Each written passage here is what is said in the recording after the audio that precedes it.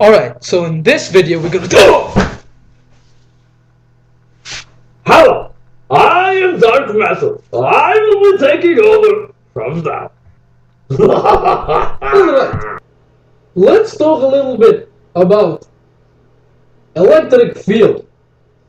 Now we hear a lot about electric field and magnetic field, but what exactly is this field? Now I know that you learned already about how one charge feels a force due to another charge, right? I know you know this. You know this, yeah? So what I want to ask you, what is it that causes this force?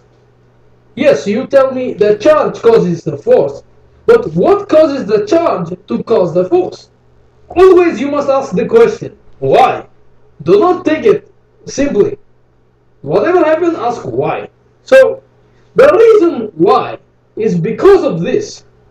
This is called electric field.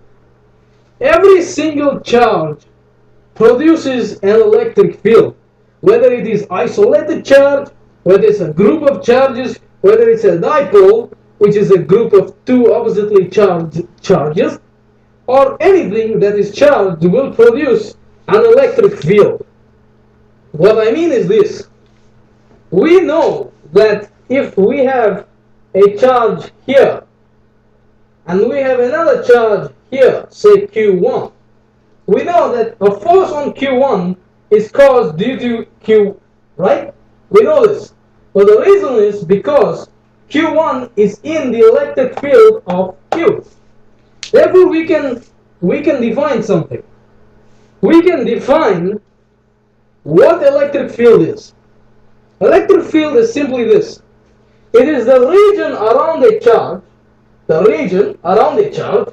where another charge feels a force. That's it. A region around a charge where another charge feels a force. So we can. How do we know? How can we find the electric field? How can we find where it is? What is the direction? There is a method to find where is the electric field and what direction it is. It is like this. If we have a charge here, right now it's Q. Say we want to find where the electric field, where if the electric field at this point here, or let's take this point. We want to find the electric field at this point. All we have to do is this. We have to introduce something called as a test charge. A test charge. Test charge. A test charge is denoted as Q0. The reason why it's called a test charge is because of this. It is always a positive unit charge. What does this mean? It's always positive and its value, magnitude, is 1. Now you ask me, what you say 1? Maybe you talk 1 coulomb or 1 nanocoulomb, 1 microcoulomb. None of this. It is just 1. It is just 1. Reason is, we will see what is the reason. Anyway, we introduce a test charge here. The force felt by this test charge will tell us the direction of the electric field and the magnitude. Let me show you how.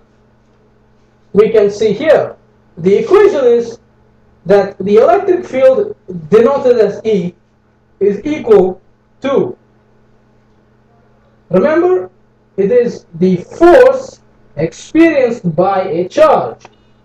The force experienced by a unit positive charge will give us the electric field. Now, because we are physicists, we like to make our equation look cool. What we do is this. We know that Q0 is extremely small. If Q0 is extremely small, we can do this. We can write it, it's equal to limit Q0 tends to 0. Now you tell me why you make this complicated. What this limit, what this Q tending to 0? I don't understand nothing.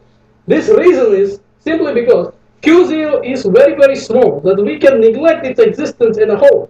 Which means we just write limit Q0 tends to 0, meaning what? Meaning the Q is so small that it tends to 0.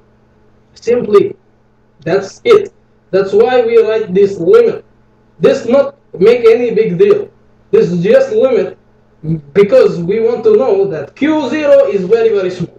Because we want to say this, we write this. Alright, so now we know the equation. This is one equation. From this, we can also find out what the unit is. Unit for force is Newton. Unit for charge is Coulomb. Newton per Coulomb is the unit for electric field. Also, from this we can write something else. According to Coulomb's law of electrostatics, we know that F is equal to K Q1 Q2 by R squared. In this case, right, this is R, this is where the force is going to be felt, right? We know that Q, K, Q is this, Q0 by R squared. This is force, so E is simply what? F by Q. We put F first, which is K, Q, Q0 by R squared, divided by Q0. Reason, from here, we can see Q0, Q0 cut. We get a new equation, K, Q by R squared. This is main equation. We will be using this equation in many, many cases. From here, we can get one more unit, which is Coulomb per meter squared, but we never use this unit. I don't know why we never use, but we never use this unit. There is one more unit for electric field. It is volt per meter. Now, you might ask me, why you tell me volt per meter? From where? I tell you before, ask why always, and now I not give you reason? I give you reason, but not now, because later on we will be doing electricity.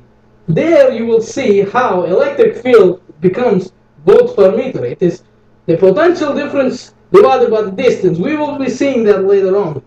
So I hope now you know a little bit about electric field, and I think this is it. You need not. This is almost everything.